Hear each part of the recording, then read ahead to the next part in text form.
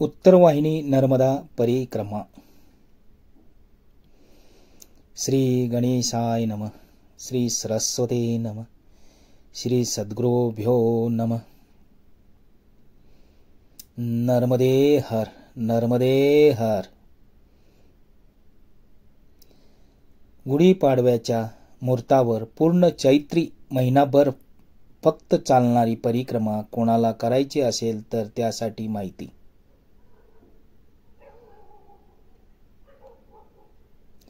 उत्तरवाहिनी नर्मदा परिक्रमा। उत्तरवाहिनी नर्मदा परिक्रमा ही गुजरातमधील रामपूर आणि तिलकवाडा दरम्यानची। सदर परिक्रमेचे वैशिष्ट्य म्हणजे पूर्ण नर्मदा परिक्रमा केल्यानंतर जे पुण्यफल प्राप्त होते तेच पुण्यफल ही चैत्र महिन्यातील एक दिवसीय उत्तरवाहिनी नर्मदा परिक्रमा केल्यानंतर मिळते। संपूर्ण नर्मदा परिक्रमा करणे प्रत्येकाला जमेलच असं नाही, कारण स्वास्थ्य, वेळ व इतर काही कारणामुळे बरेच जणांना पूर्ण नर्मदा परिक्रमा करणे शक्य होत नाही। त्यांच्यासाठी हा उत्तरवाहिनी परिक्रमेचा पर्याय योग्य ठरतो। या परिक्रमेत दोन्ही तट मिळून 21 किलोमीटर चालावे लागते। त्याला साधारण 6-7 तास वेळ लागतो।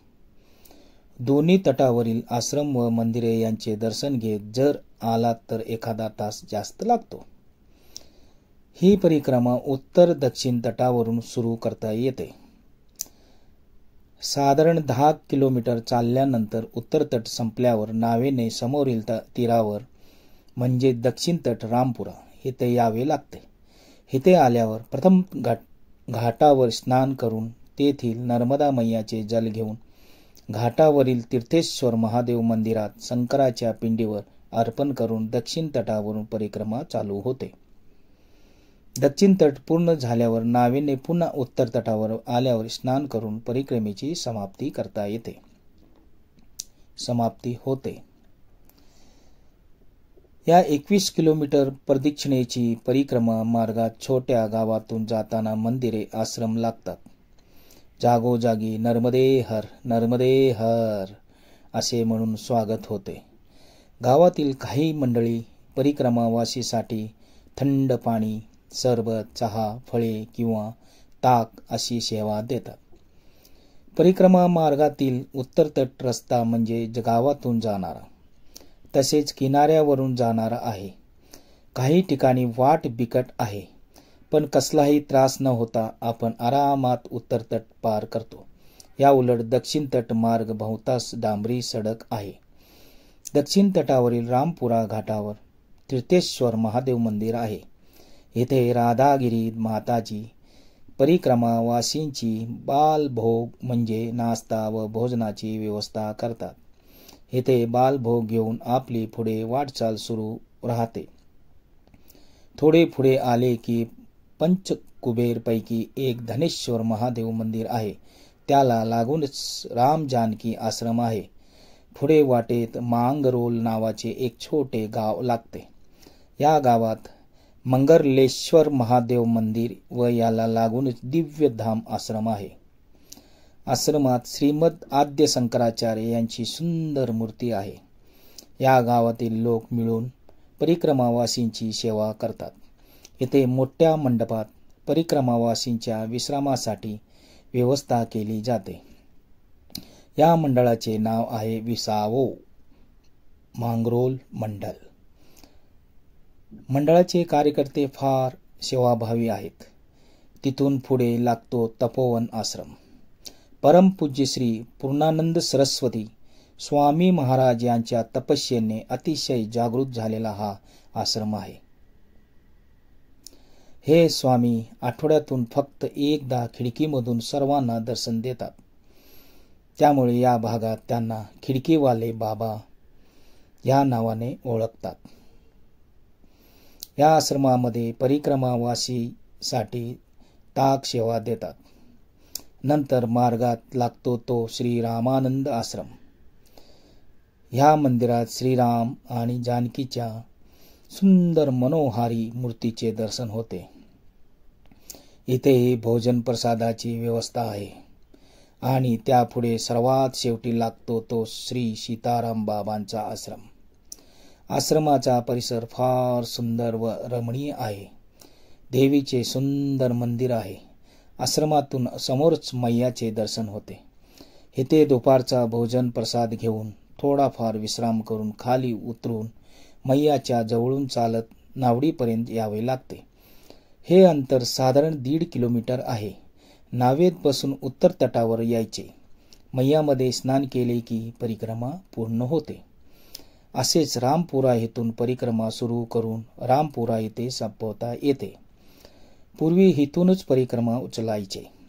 आता वासुदेव कुटीर मधील श्री विष्णुगिरी स्वामींच्या प्रचाराने तसेच त्यांनी दिलेल्या सुविधेमुळे गेली काही वर्षे तिलकवाड्याहून उत्तरवाहिनी परिक्रमा येथून केली जाते. या परिक्रमेसोबत जवळील गुरुडेश्वर येथील परमपूज्य श्री वासुदेवानंद सरस्वती स्वामी महाराज यांच्या समाधीचे दर्शन, नारेश्वर येथील श्री रंगावधूतजी स्वामी महाराज यांचे तपस्या स्थान व समाधी दर्शन, कर्नाळी कुबेर भंडारी येथील कुबेरांचे मंदिर या पवित्र दत्तस्थानाचे दर्शन घेण्याचा योग येतो. तसेच खुद्द तिलकवाड्याची भूमी देखील परमपवित्र आहे.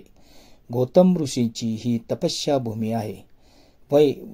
वस्वत मनुचा मुलगा राजा तिलक याची देखील हीच तपस्या भूमी राहिली आहे. राजा तिलक याने तपस्याद्वारे महादेवाला प्रसन्न करून घेतले व येथे वास्तव करण्याची प्रार्थना केली, म्हणून येथे तिलकेश्वर महादेव हे मंदिर आहे. म्हणूनच गावाचे नाव तिलकवाडा असे पडले. या तिलकेश्वर महादेवाचे म्हणजे आपल्या पित्याचे दर्शन घेण्यासाठी म्हणून नर्मदा मैया येथे उत्तरवाहिनी झाली आहे. हे मंदिर गावातच आहे. तसेच इथे सप्त मातृका मंदिर आहे. मंदिर छोटेसेच आहे पण अतिशय जागृत आहे. संत श्री रामदास स्वामी यांनी स्थापन केलेला ज्ञानमुद्रा धारण केलेला मारुती आहे. अशी ज्ञानमुद्राधारी मारुतीच्या फक्त 3 मूर्ती पूर्ण भारतात आहेत. या मूर्ती समोरच एका महात्म्याची संजीवन समाधी आहे. मोक्ष प्रदान करणारा मारुती व मोक्ष प्रदान करणारी उत्तरवाहिनी नर्मदा मैया यांची अशी ही भूमी बघूनच परमपूज्य श्री वासुदेवानंद सरस्वती स्वामी महाराज यांनी इथे एक चतुर्मास केला आहे. त्याच ठिकाणी आता श्री वासुदेव कुटीर हा आश्रम आहे.